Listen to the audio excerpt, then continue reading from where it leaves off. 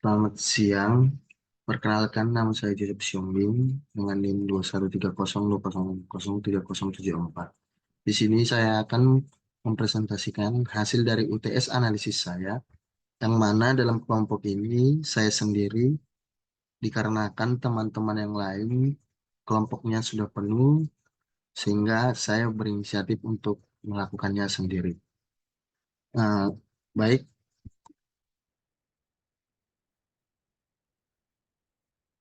Yang pertama adalah rancang bangun pemantau kualitas udara real time yang terintegrasi dengan SIG.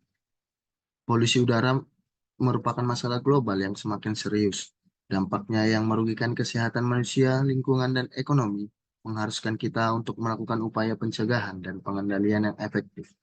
Salah satu solusi yang dapat diterapkan adalah pemantauan kualitas udara real time yang memungkinkan identifikasi dan pelacakan tingkat polusi udara secara langsung.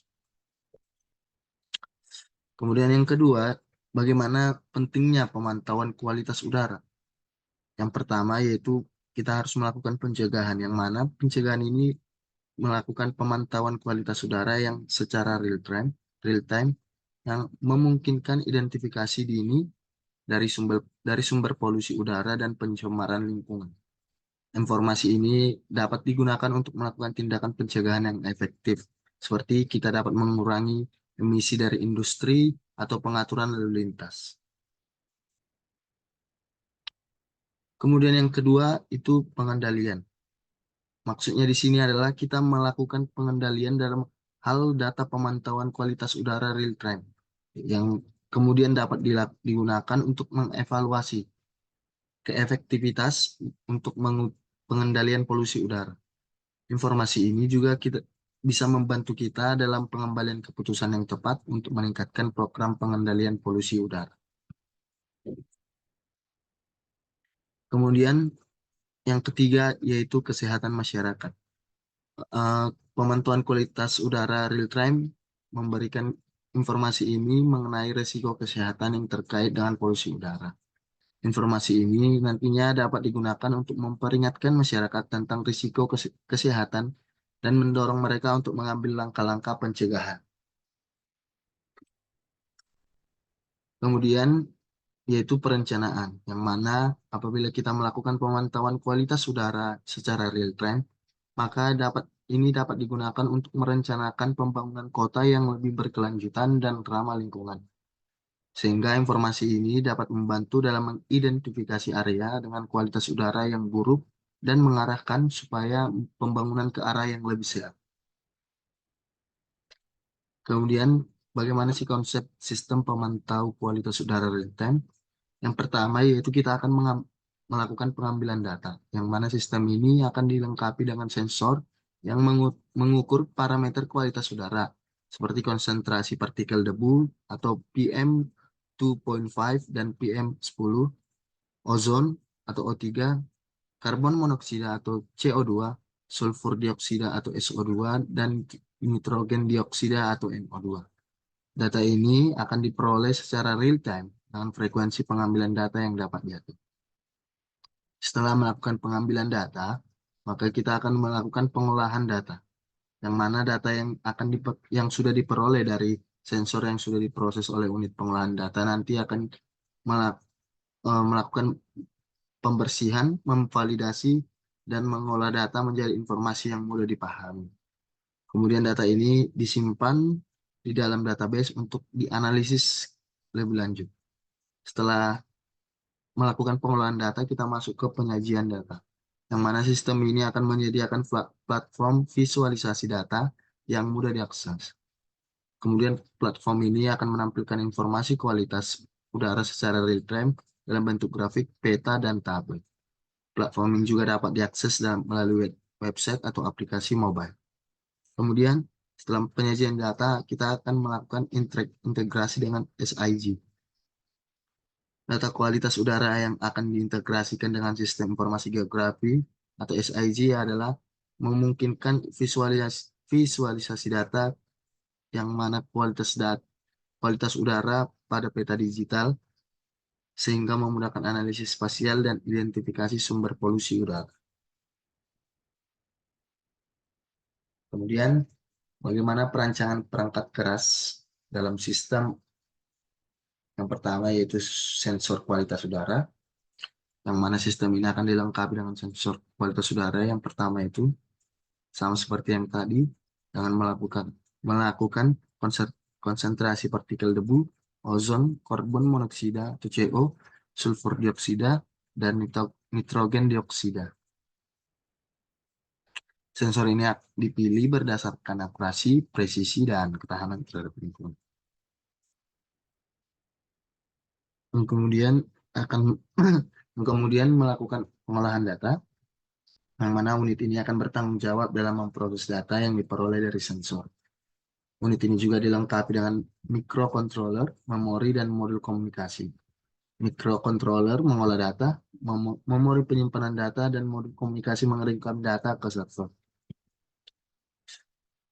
Kemudian sumber daya, yang mana sistem ini membutuhkan sumber daya listrik untuk mengoperasikannya. Sumber daya dapat berasal dari jaringan listrik atau baterai, atau yang bisa diisi ulang. Sistem ini juga dilengkapi dengan panel surya sebagai sumber daya alternatif. Kemudian untuk perancangan perangkat lunak. Yang pertama yaitu antarmuka pengguna dengan dirancang agar mudah dipahami dan dinavigasi. Antarmuka pengguna atau UI ini akan menyediakan informasi kualitas udara secara real time dalam bentuk grafis peta dan tabel. UI juga akan memungkinkan pengguna untuk mengatur notifikasi dan berbagai informasi. Kemudian basis data yang digunakan untuk menyimpan data kualitas udara yang diperoleh dari sensor, yaitu untuk dirancang dan memastikan keandalan, keamanan, dan efisiensi penyimpanan data. Kemudian data di backup secara berkala untuk mencegah kehilangan data. Yang ketiga yaitu modul komunikasi, yang mana akan bertanggung jawab dalam mengirimkan data dari unit pengolahan data ke server. Modul komunikasi ini akan menggunakan protokol komunikasi yang aman dan handal dalam memastikan pengiriman data yang efisien dan akurat. Kemudian ada algoritma pengolahan data, yang mana digunakannya dalam membersihkan, memvalidasi, dan mengolah data yang diperoleh dari sensor. Algoritma ini dirancang untuk memastikan akurasi dan reliabilitas data. Kemudian integrasi sistem dengan sistem informasi geografis atau SIG. Untuk integrasi sistem yaitu bermanfaat untuk visualisasi data spasial, itu memungkinkan visualisasi data kualitas udara pada peta digital sehingga memudahkan analisis spasial dan identifikasi sumber polusi udara.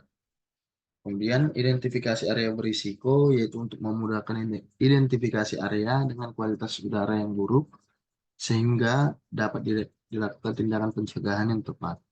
Kemudian pemantauan real time, yang memungkinkan pemantauan kualitas udara secara real time pada peta sehingga dapat dipantau perubahan kualitas udara secara dinamis.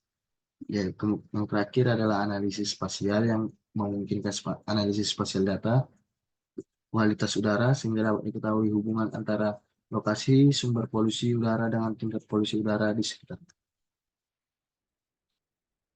Untuk pengujian dan validasi sistem, kita melakukan yang pertama yaitu pengujian fungsional.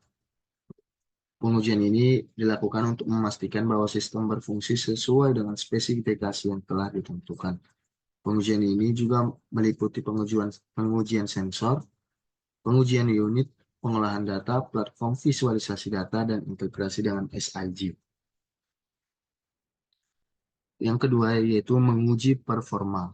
Pengujian ini dilakukan untuk mengukur performa sistem seperti kecepatan pengambilan data, kecepatan pengolahan data, dan waktu respons sistem. Pengujian ini juga meliputi pengujian stabilitas sistem dan keandalan sistem.